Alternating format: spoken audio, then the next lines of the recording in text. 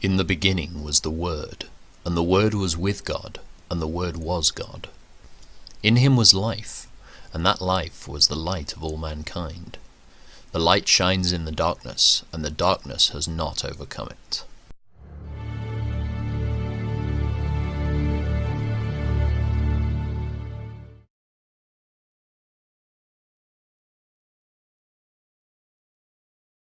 These are the names of the sons of Israel, that is, Jacob, who moved to Egypt with their father, each with his family: Reuben, Simeon, Levi, Judah, Issachar, Zebulun, Benjamin, Dan, Naphtali, Gad, and Asher.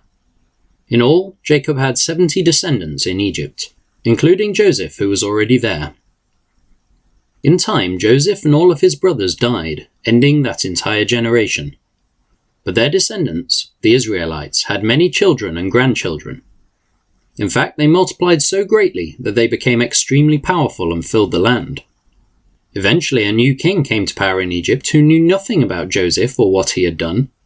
He said to his people, "Look, the people of Israel now outnumber us and are stronger than we are. We must make a plan to keep them from growing even more. If we don't, and if war breaks out, they will join our enemies and fight against us. Then they will escape from the country." So the Egyptians made the Israelites their slaves. They appointed brutal slave drivers over them, hoping to wear them down with crushing labor. They forced them to build the cities of Pithom and Ramesses as supply centers for the king. But the more the Egyptians oppressed them, the more the Israelites multiplied and spread, and the more alarmed the Egyptians became. So the Egyptians worked the people of Israel without mercy. They made their lives bitter, forcing them to mix mortar and make bricks and do all the work in the fields. They were ruthless in all their demands. Then Pharaoh, the king of Egypt, gave this order to the Hebrew midwives, Shiphrah and Puah: "When you help the Hebrew women as they give birth, watch as they deliver. If the baby is a boy, kill him. If it is a girl, let her live." But because the midwives feared God, they refused to obey the king's orders. They allowed the boys to live too. So the king of Egypt called for the midwives. "Why have you done this?" he demanded. "Why have you allowed the boys to live?" "The Hebrew women are not like the Egyptian women," the midwives replied. "They are more vigorous and have their babies so quickly that we cannot get there in time." So God was good to the midwives, and the Israelites continued to multiply, growing more and more powerful. And because the midwives feared God, he gave them families of their own. Then Pharaoh gave this order to all his people: "Throw every newborn Hebrew boy into the Nile River, but you may let the girls live." About this time, a man and a woman from the tribe of Levi got married. The woman became pregnant and gave birth to a son. She saw that he was a special baby and kept him hidden for 3 months. But when she could no longer hide him, she got a basket made of papyrus reeds and waterproofed it with tar and pitch.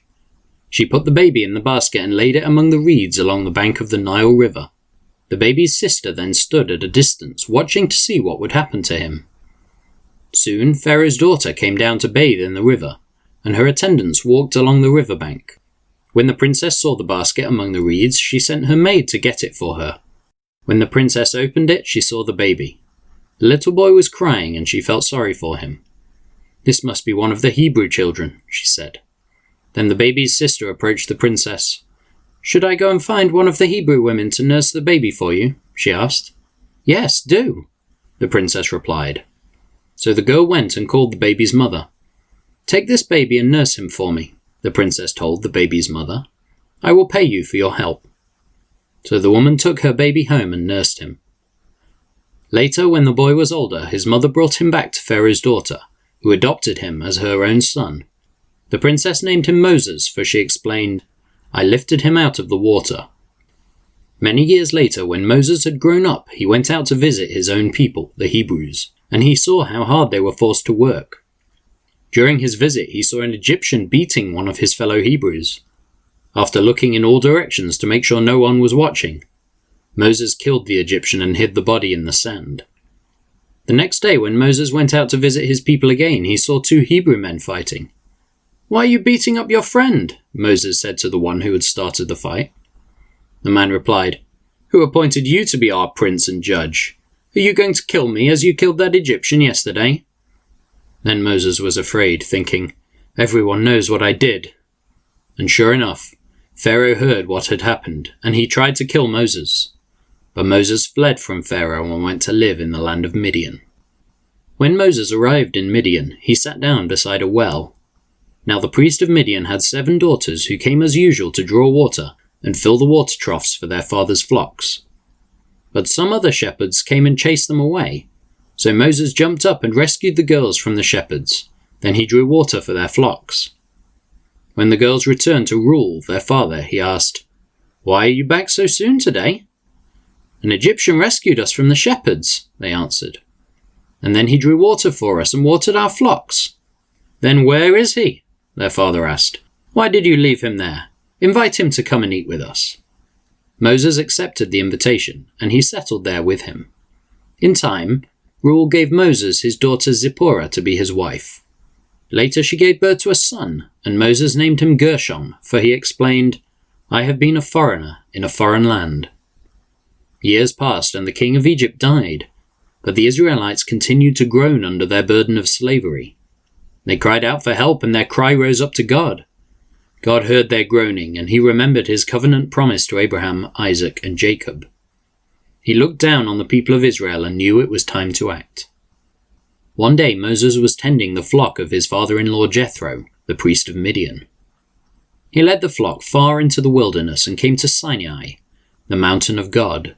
There the angel of the Lord appeared to him in a blazing fire from the middle of a bush. Moses stared in amazement. Though the bush was engulfed in flames, it didn't burn up. "This is amazing," Moses said to himself. "Why isn't that bush burning up? I must go see it." When the Lord saw Moses coming to take a closer look, God called to him from the middle of the bush, "Moses! Moses!" "Here I am," Moses replied. "Do not come any closer," the Lord warned. "Take off your sandals, for you are standing on holy ground. I am the God of your father, the God of Abraham, the God of Isaac, and the God of Jacob." When Moses heard this, he covered his face, because he was afraid to look at God. Then the Lord told him, "I have certainly seen the oppression of my people in Egypt. I have heard their cries of distress because of their harsh slave drivers. Yes, I am aware of their suffering. So I have come down to rescue them from the power of the Egyptians, and lead them out of Egypt into their own fertile and spacious land. It is a land flowing with milk and honey, the land where the Canaanites, Hittites, Amorites, Perizzites, Hivites, and Jebusites now live. Look, the cry of the people of Israel has reached me, and I have seen how harshly the Egyptians abuse them. Now go, for I am sending you to Pharaoh. You must lead my people Israel out of Egypt." But Moses protested to God, "Who am I to appear before Pharaoh? Who am I to lead the people of Israel out of Egypt?" God answered, "I will be with you, and this is your sign that I am the one who has sent you. When you have brought the people out of Egypt, you will worship God at this very mountain."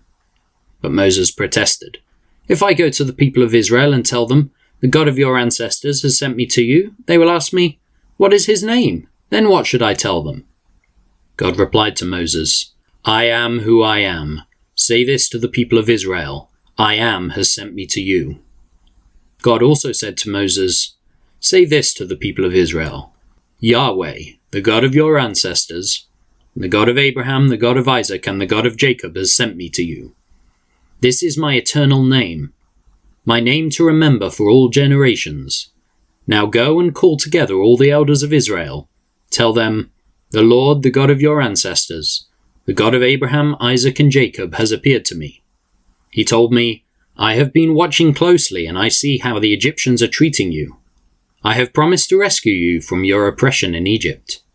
I will lead you to a land flowing with milk and honey, the land where the Canaanites, Hittites, Amorites, Perizzites, Hivites, and Jebusites now live. The elders of Israel will accept your message. Then you and the elders must go to the king of Egypt and tell him, 'The Lord, the God of the Hebrews, has met with us. So please let us take a 3-day journey into the wilderness to offer sacrifices to the Lord our God. But I know that the king of Egypt will not let you go unless a mighty hand forces him. So I will raise my hand and strike the Egyptians, performing all kinds of miracles among them. Then at last he will let you go, and I will cause the Egyptians to look favorably on you. They will give you gifts when you go, so you will not leave empty-handed.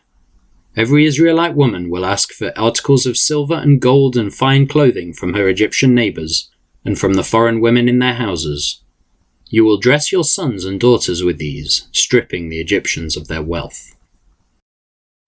If you enjoyed today's video, please remember to share, comment, and subscribe. And if you want to hear more of God's Word every day, don't forget to hit the notification bell.